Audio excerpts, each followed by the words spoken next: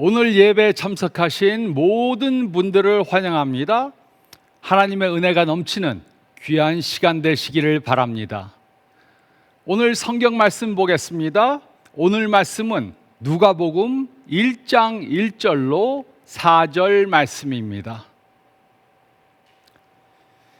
우리 중에 이루어진 사실에 대하여 처음부터 목격자와 말씀의 일꾼 된 자들이 전하여 준 그대로 내력을 저술하려고 붓을 든 사람이 많은지라 그 모든 일을 근원부터 자세히 미루어 살핀 나도 데오빌로 각하에게 차례대로 써보내는 것이 좋을 줄 알았노니 이는 각하가 알고 있는 바를 더 확실하게 하려 함이로라.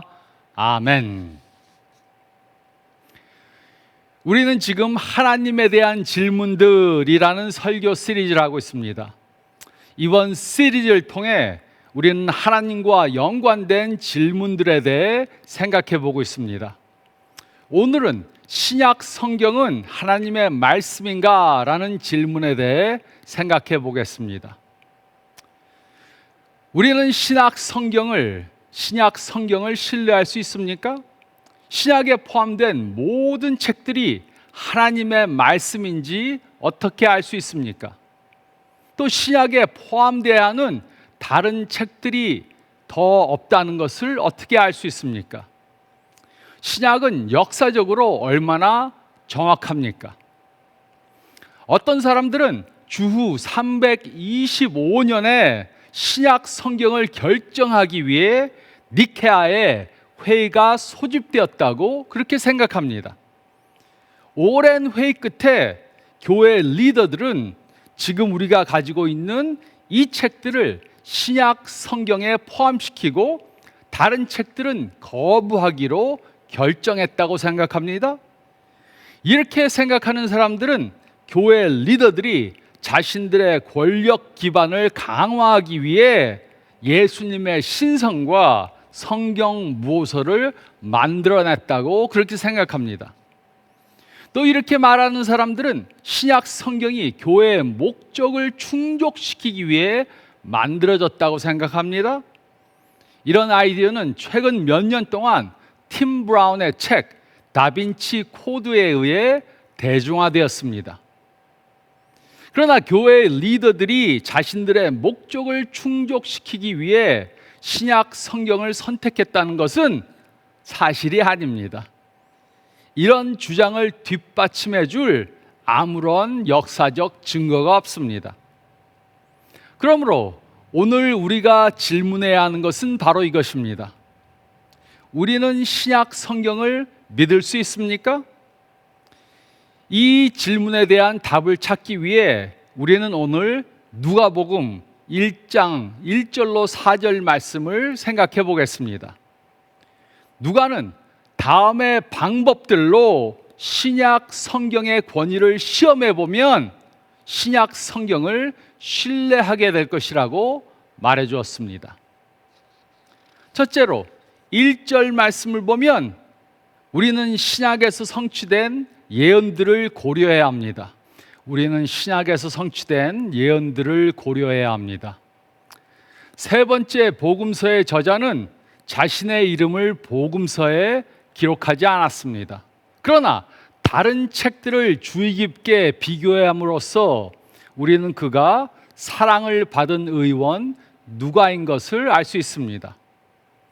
누가는 바울과 같이 사역하던 여행 동반자였습니다.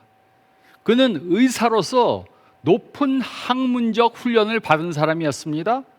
그는 또한 뛰어난 지성을 지닌 역사가로서 누가복음과 사도행전을 훌륭한 헬라어 문체로 기록했습니다. 그는 복음서에 기록된 그 내용들을 직접 목격한 사람은 아니었습니다. 그리고 대부분의 학자들은 바울이 로마에서 죽음을 당하기 전에 주후 65년경에 이 복음서를 누가가 기록했다고 그렇게 말합니다. 누가는 그의 복음서를 이렇게 기록했습니다. 1절은 다음과 같이 말했습니다. 우리 중에 이루어진 사실에 대하여, 여기서 이루어진 사실이란 무엇입니까? 무엇을 누가 어떻게 이루었다는 것입니까? 누가는 자신이 예수님께서 구약에 예언된 것들을 이루신 것에 대해 기록한다고 말했습니다. 즉, 신약 성경은 단순히 좋은 책이 아니라 하나님의 말씀입니다. 그래서 신약 성경의 권위를 증명하는 가장 좋은 방법 중에 하나는 바로 앞을 내다보는 것입니다. 우리는 성취된 예언들을 봐야 합니다. 구약은 하나님의 말씀이고 구약은 예수님에 대한 예언입니다. 그리고 예수님께서는 구약에 기록된 자신에 대한 예언들을 전부 다 이루셨습니다. 이것이 우리가 신약에 기록된 예수님에 대해 믿을 수 있는 증거입니다. 이것이 신약 성경이 하나님의 말씀인 것을 믿을 수 있는 이유입니다. 만약에 성경이 미래에 벌어질 일에 대해서 예언을 했고 그 예언이 이루어졌다면 그것은 하나님이 개입하셨다는 증거입니다. 미래를 100% 내다볼 수 있는 능력은 인간들에게 없습니다. 그러므로 성경이 정확하게 미래의 사건을 예측할 수 있었다면 성경이 사람의 말이 아니고 하나님의 말씀임을 알게 되는 것입니다. 성경에는 미래에 대한 말씀이 많이 기록되어져 있습니다. 우리는 이것을 예언이라고 부릅니다. 성경이 예언하는 것 중에 가장 중요한 것은 바로 메시아에 대한 예언입니다. 구약 성경에는 메시아가 무엇을 이룰 것인지 그런 예언이 적어도 60번 이상 기록되어 있습니다. 이 예언 중 일부는 예수님의 통제하에 있었지만 이 예언들 중 많은 것들은 예수님이 직접 통제할 수 있는 것이 아니었습니다.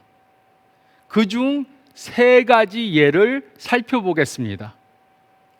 미가서 5장 2절은 메시아가 베들레헴에서 태어날 것이라고 예언했습니다. 이 예언은 마태복음 2장 1절에 예수님의 부모님들은 나사렛에서 살고 있었지만 예수님이 태어나실 때 인구 조사가 있어서 베들레헴으로 가심으로 성취되었습니다. 스가랴 11장 12절은 메시아가 은 30에 팔릴 것이라고 예언했습니다. 그리고 이 예언은 마태복음 26장 15절에 가롯 유다가 예수님을 배반하고 은 33개를 받음으로 성취되었습니다. 또 시편 22장 16절은 그의 손과 발이 찔릴 것이라고 예언했습니다. 이 예언은 예수님께서 십자가에 못 박히시고 손과 발이 찔리심으로 이루어졌습니다. 특히 이 예언이 놀라운 것은 시편 22편을 기록할 당시에는 십자가형이 아직 만들어지지 않았다는 것입니다. 구약은 사건이 일어나기 전에 사건을 정확하게 예언했습니다. 그리고 신약도 미래에 벌어질 사건들을 정확하게 예측했습니다.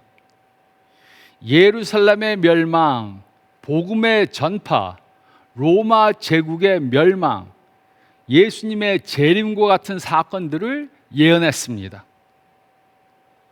성경을 제외한 거의 모든 종교 경전들은 미래에 관한 예언을 기록하지 않았습니다. 또 어떤 책들은 미래에 대해서 예측하려고 했지만 비참하게 실패했습니다. 이것이 여호와의 증인과 몰몬교가 자신들의 책들을 계속해서 업데이트하는 이유입니다. 예언했다 틀렸으니까 그것을 고치는 것입니다. 그러나 성경에는 미래를 정확하게 예언한 놀라운 기록들이 있습니다. 구약은 예수님께서 이루실 일들을 예언했습니다. 신약은 예수님께서 그 구약의 예언들을 전부 다 이루셨다고 말하고 있습니다. 또 신약에는 많은 예언들이 기록되어져 있고 이 예언들은 이루어졌고 또 지금도 이루어져 가고 있습니다.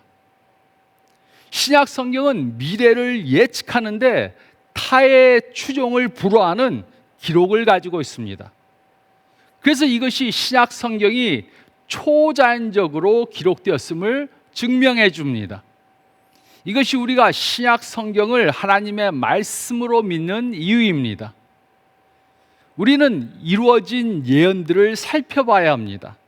그러면 성경이 하나님의 말씀임을 알게 됩니다. 구약만이 아니고 신약도 하나님의 말씀임을 알게 됩니다. 우리는 성취된 예언들을 고려해야 합니다. 우리는 성취된 예언들을 고려해야 합니다. 그리고 둘째로 2절로 3절 말씀을 보면 우리는 신약 책들의 일관성을 고려해야 합니다. 우리는 신약 책들의 일관성을 고려해야 합니다. 누가는 신약 성경을 기록한 사람들이 자신의 책들을 어떻게 기록했는지 알려주었습니다. 2절과 3절은 다음과 같이 기록했습니다. 처음부터 목격자와 말씀의 일꾼된 자들이 전하여 준 그대로 내력을 저술하려고 붓을 든 사람이 많은지라 그 모든 일을 근원부터 자세히 미루어 살핀 나도 데오빌로 각하에게 차례대로 써보내는 것이 좋은 줄 알았노니. 어떤 사람들은 성경이 기록된 방식이 이렇게 했다, 성경이 이렇게 기록되었다 이렇게 생각합니다. 어느 날 하나님께서 한 사람을 불렀습니다. 그 사람이 사도 요한이라고 그렇게 생각해 보시기 바랍니다. 하나님께서는 요한에게 자신이 말하는 것을 그대로 기록하라고 말씀하셨습니다. 태초에 말씀이 계시니라. 이 말씀이 하나님과 함께 계셨으니 이 말씀은 곧 하나님이시니라. 이렇게 말씀하시니까 요한은 그대로 글자 그대로 다 받아서 썼습니다. 어떤 사람들은 성경이 이렇게 기록되었다고 생각합니다. 물론 성경의 어떤 부분들은 이렇게 기록되어졌습니다. 특히 구약의 예언들은 이렇게 기록되었습니다. 하나님이 말씀하시고 선지자들은 그것을 그대로 받아서 썼습니다. 하지만 대부분의 성경은 이렇게 기록되지 않았습니다. 누가는 성경이 기록된 방식을 두 가지로 언급했습니다. 첫째로 어떤 사람들은 자신들이 본 것을 그대로 기록했습니다. 마태복음과 요한복음의 경우에는 마태와 요한이 자신들이 직접 보고 듣고 한 것을 그대로 기록했습니다. 그렇지만 둘째로 마가와 누가와 같은 사람들은 자신들이 기록한 것을 직접 목격하지 않았습니다. 그들은 예수님께서 하신 것들과 말씀하신 것을 직접 보고 듣지는 못했습니다. 따라서 그들은 다른 사람들에게 그 일들을 들어야 했습니다. 그들은 목격자들을 인터뷰해야 했습니다. 그리고 그들이 조사한 것을 그대로 기록했습니다. 이 모든 과정에서 성령님께서 그들을 인도하시고 그들에게 영감을 주셔서 하나님의 말씀을 기록하게 되었습니다. 따라서 그들의 글에는 자신들만의 독특한 성격과 문체가 보여집니다. 예를 들어 마태는 세금 징수원이기 때문에 숫자에 많은 주의를 기울였습니다. 세금을 걷던 사람이었기 때문에 숫자에 굉장히 자세하게 기록했습니다. 또 누가는 의사였기 때문에 예수님의 치유 사역에 대해서 병 고치신 것에 대해서 자세히 기록했습니다. 그러므로 신약의 책들은 사람들이 쓴 것이지만 100% 하나님의 말씀입니다. 그들의 성격이 들어가져 있고 그들의 관심이 들어가 있지만 100% 하나님의 말씀입니다. 그렇기 때문에 성경은 많은 사람들이 오랜 세월에 걸쳐서 기록했지만 그 메시지에는 일관성이 있습니다. 그리고 여러 저자들 사이에 모순이 없습니다. 물론 성경에 모순이 많다고 주장하는 사람들도 있습니다. 제가 대학교에서 종교학 수업을 들었을 때 교수들은 성경에 모순이 많다고 그렇게 지적하려고 애를 썼습니다. 예를 들어 마태복음 15장과 마가복음 8장은 예수님이 4,000명을 먹이셨다 이렇게 기록했습니다. 그러나 요한복음 6장은 예수님이 5,000명을 먹이셨다 이렇게 기록했습니다. 따라서 서로 모순되는 두 숫자 4,000과 5,000은 둘 다 동시에 맞을 수 없다 이렇게 말합니다. 그러나 마태복음 14장, 마가복음 6장, 누가복음 9장에도 예수님이 5,000명을 먹이셨다고 기록되어 있습니다. 그러므로 이것은 모순이 아니라 두 번의 다른 사건들을 기록한 것입니다. 예수님께서는 한 번 4,000명을 먹이셨습니다. 또 다른 때에 예수님께서는 5,000명을 먹이셨습니다. 누가와 요한은 그 중에 단 하나의 사건만 기록했습니다. 그리고 마태와 마가는 두 사건을 둘 다 기록했습니다. 그러므로 이것은 모순이 아닙니다. 어떤 사람이 성경에 모순이 있다고 말하면 저는 그에게 예를 달라고 말합니다. 그러면 그들은 항상 똑같은 예를 줍니다. 그 이유는 그들이 성경을 읽다가 그 모순된다고 생각하는 것을 발견했기 때문이 아닙니다. 그 대신 그들은 누군가가 말하는 것을 듣고 조사도 해보지 않고 그들의 말을 그대로 믿었기 때문입니다.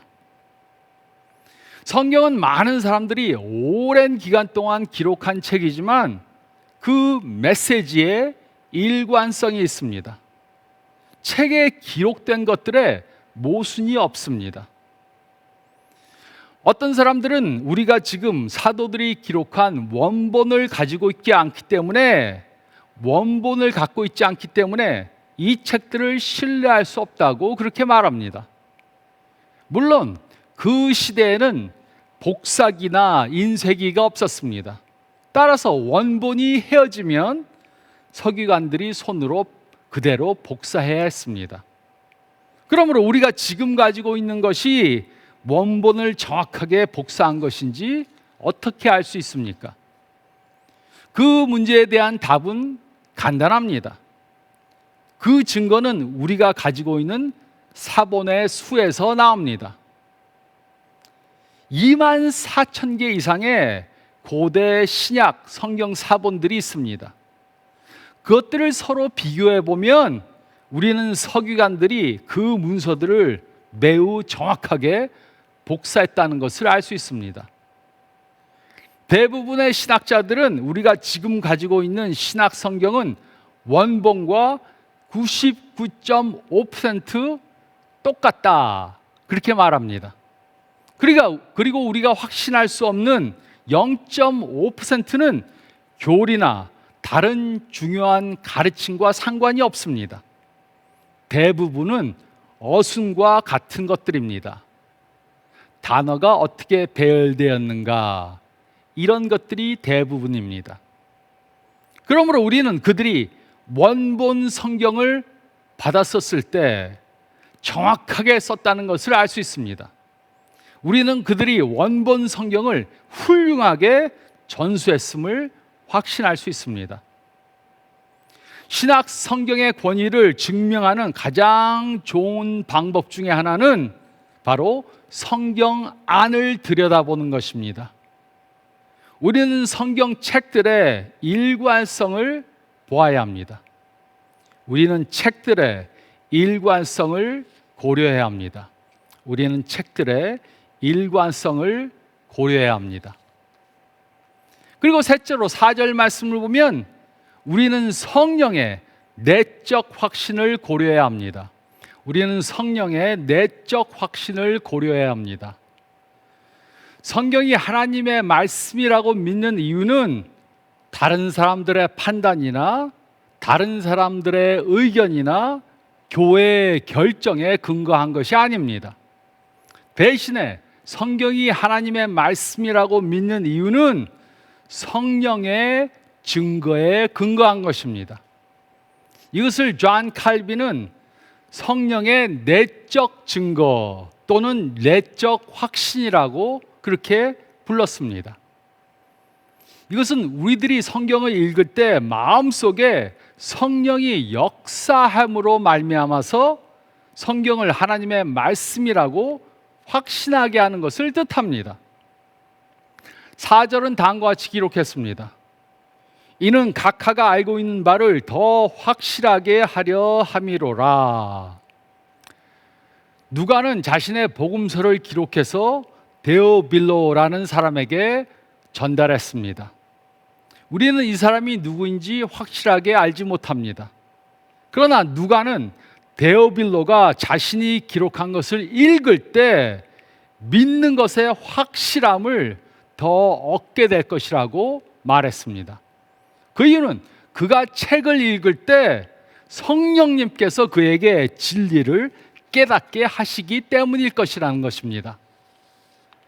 어떤 사람들은 복음서가 예수님께서 돌아가신 지 적어도 4세기 후에 기록되었다고 주장합니다. 그리고 복음서를 쓴 사람들이 예수님의 지위를 하나님으로 격상시켰다.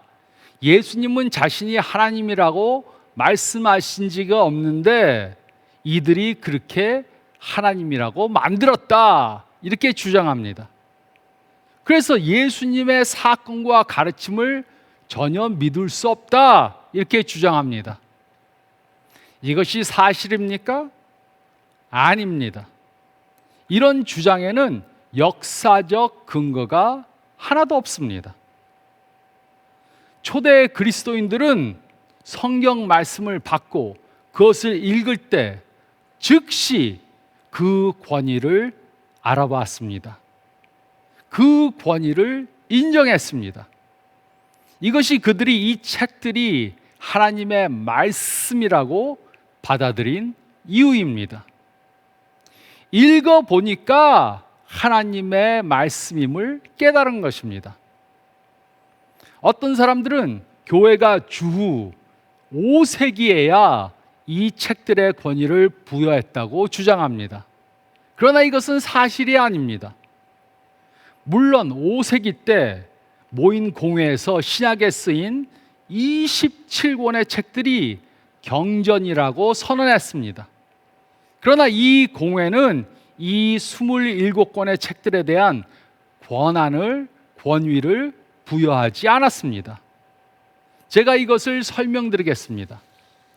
어떤 사람들은 교회 주교들이 이 성경에 포함된 책들의 목록을 만들어야 한다는 것을 깨달았다고 생각합니다. 그래서 그들은 회의를 열어서 어떤 책들은 선택하고 다른 책들은 거부하기로 결정했다고 주장합니다. 그러나 이것은 사실이 전혀 아닙니다. 주 325년 니케아에 교회 지도자들이 모였습니다. 그 이유는 예수님의 신성을 부인하는 사이비 집단이 있었기 때문입니다. 그들은 함께 모여서 예수님의 신성을 선포했습니다. 그러므로 니케아 공회는 신약 성경을 선택한 것과 아무런 상관이 없습니다. 니케아 공의회가 있은 지 100년 후에 교회 리더들이 모여서 이 신약에 있는 27권의 책들 하나님의 말씀으로 선포했습니다. 그 시기에 사이비 종교들이 있었는데 그들은 나중에 기록된 책들을 성경의 일부로 포함시키려고 했습니다. 그래서 이들이 모여서 성경의 목록을 다시 만들어 놓고 다른 책들을 정죄한 것입니다. 이때야 신약 성경 27권의 권위를 부여한 것이 아닙니다. 권위는 처음부터 이 책들이 가지고 있었고 다른 책들이 성경의 일부가 아니라고 정죄한 것입니다. 이들이 신약 27권의 권위를 부여한 것이 아니고 그들은 단지 27권의 책들의 권위를 선포했을 따름이고 나중에 쓰여진 다른 책들을 부인한 것입니다. 어떤 사람들은 잃어버린 책들이나 성경의 비밀책들이 있다고 그렇게 믿습니다. 그러나 그 책들은 분실되었던 책들이나 아니면 비밀적인 책들이 전혀 아닙니다. 초대교회는 이 책들이 존재하고 있음을 잘 알고 있었습니다. 주 3세기에 영지주의자라고 불리는 이단 그룹은 나중에 쓰여진 몇 권의 책들을 성경에 포함시키려고 했습니다. 그래서 초대교회는 하나님의 말씀으로 인정하는 책들의 목록을 만들어내고 다른 책들은 정죄한 것입니다. 여기서 제가 한 가지를 강조하고 싶습니다. 교회 리더들은 이 책들의 권위를 부여하지 않았습니다. 그 권위를 인정했을 따름입니다. 그러므로 신약 성경에 있는 책들이 하나님의 말씀이라는 것을 어떻게 알 수 있습니까? 우리가 이 책들을 읽을 때 우리는 알게 됩니다. 우리가 이 책들을 읽을 때 우리는 성경이 말한 대로 해야 할 것이기 때문에 변해될 것이기 때문에 그 권위를 인정할 것입니다. 이 책들은 우리의 죄를 정죄할 것입니다. 그리고 이 책들은 우리가 어떻게 해야 변화하는 삶을 살 수 있는지 알려줄 것입니다. 그리고 그 말씀에 순종하면 정말 변화됩니다. 이것이 우리가 이 책들을 읽을 때 일어나는 결과입니다. 그래서 신약 성경의 권위를 증명하는 가장 중요한 방법 중에 하나는 내적 확신을 보는 것입니다. 우리는 성경을 읽을 때 성령님께서 주시는 확신을 봐야 합니다. 우리는 내적 확신을 고려해야 합니다. 조지 바나가 실시한 설문에 의하면 미국 가정의 90%가 성경을 가지고 있다고 말했습니다. 그런데 실제로 성경을 읽는 사람들은 50% 미만이라고 합니다. 우리가 알고 믿어야 하는 분은 예수님이십니다. 그리고 우리는 성경에서 그 예수님을 만나볼 수 있습니다. 셔우드 에리라는 사람은 그의 책 예수님의 초상에서 예수님에 대해 아름답게 묘사를 했습니다. 1900여 년 전에 생명의 법칙에 어긋나는 인간이 태어났습니다. 이 남자는 가난하게 살았고 무명으로 자랐습니다. 그는 단 한 번 그가 사는 나라의 경계를 넘었습니다. 그것은 어린 시절 유배 기간이었습니다. 어린 시절에 그는 왕을 놀라게 했습니다. 어린 시절에 그는 의사들을 어리둥절하게 만들었습니다. 성년기에 그는 자연을 다스리셨고 포장도로 위를 걷는 것처럼 물 위를 걸으셨고 파도를 잠잠하게 하셨습니다. 그는 책을 쓴 적이 없지만 모든 나라의 도서관에 진열될 수 없는 그렇게 많은 숫자의 책들이 그에 관해 쓰여졌습니다. 그는 한국의 노래도 작곡하지 않았지만 모든 작곡가들을 합친 것보다 더 많은 찬양의 주제를 제공했습니다. 그는 대학교를 세우지 않았지만 모든 학교들을 다 합쳐도 그렇게 많은 제자들이 있다고 자랑할 수 없습니다. 우리는 성경을 통해 그분에 관한 모든 것을 알 수 있습니다. 그래서 우리는 성경을 읽고 성경으로 우리를 변화시키게 해야 합니다. 성경은 하나님의 말씀입니다. 구약은 하나님의 말씀입니다. 신약은 하나님의 말씀입니다. 하나님께서 우리들에게 주신 사랑의 편지입니다. 그러므로 우리는 신약 성경이 하나님의 말씀이라고 믿을 뿐만 아니라 이 말씀을 읽고 이 말씀을 따라 살아야 합니다. 그러면 우리는 신약이 약속한 하나님께서 주시는 그런 풍성한 삶을 살게 될 것입니다. 이렇게 신약 성경을 믿고 읽고 적용하는 삶을 삶으로 하나님이 주시는 풍성한 삶을 경험하는 저와 여러분들이 되시기를 예수님의 이름으로 축원드립니다. 저희 다 같이 기도드리겠습니다. 잠깐 머리를 숙이시고 오늘 말씀 생각해 보시기 바랍니다. 혹시 아직도 신약 성경이 하나님의 말씀이라고 믿지 못하는 분들이 계시다면 꼭 신약 성경을 읽어보시기 바랍니다. 성경을 읽을 때 성령님께서 역사하셔서 마음속에 확신을 주실 것입니다. 또 이미 성경이 신약이 하나님의 말씀이라고 믿는 분들은 믿을 뿐만 아니라 성경을 읽고 묵상하는 삶을 살아야 합니다. 성경이 하나님의 말씀이라고 믿지만 읽지 않고 적용하지 않으면 성경이 주는 그러한 풍성한 삶을 살 수 없습니다. 성경을 매일 읽지 못하는 분들이 있으면 이제부터 그 말씀을 읽기로 작정하시기 바랍니다. 성경책을 열어서 읽을 수도 있고 요즘에는 전화기에 앱을 깔아서 볼 수도 있습니다.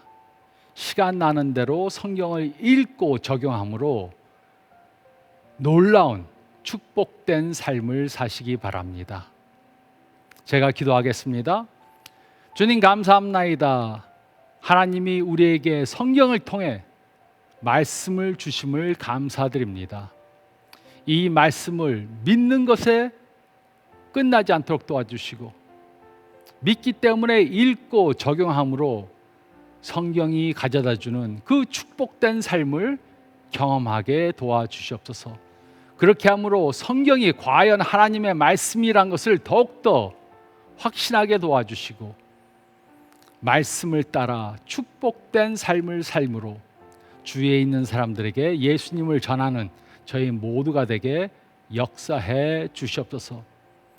또 여러 가지 어려운 일들로 교회에 출석하지 못하고 있는 분들이 있으면 교회에 다시 돌아가게 도와주시고 그 믿는 예수님을 함께 모여 예배하는 공동체 안에 들어가게 도와주시고 역사해 주시옵소서. 감사드릴 때 이 모든 말씀 우리 주님 예수 그리스도의 이름 받들어 간절히 기도드리옵나이다. 아멘. 이번 주간 동안 이렇게 꼭 성경 말씀 읽으시기 바랍니다. 그리고 주일 예배에 참석하지 못하고 있는 분들은 꼭 집 근처에 있는 교회에 출석해서 같이 예배 드리시기 바랍니다. 축복된 한 주간 되시기 바랍니다.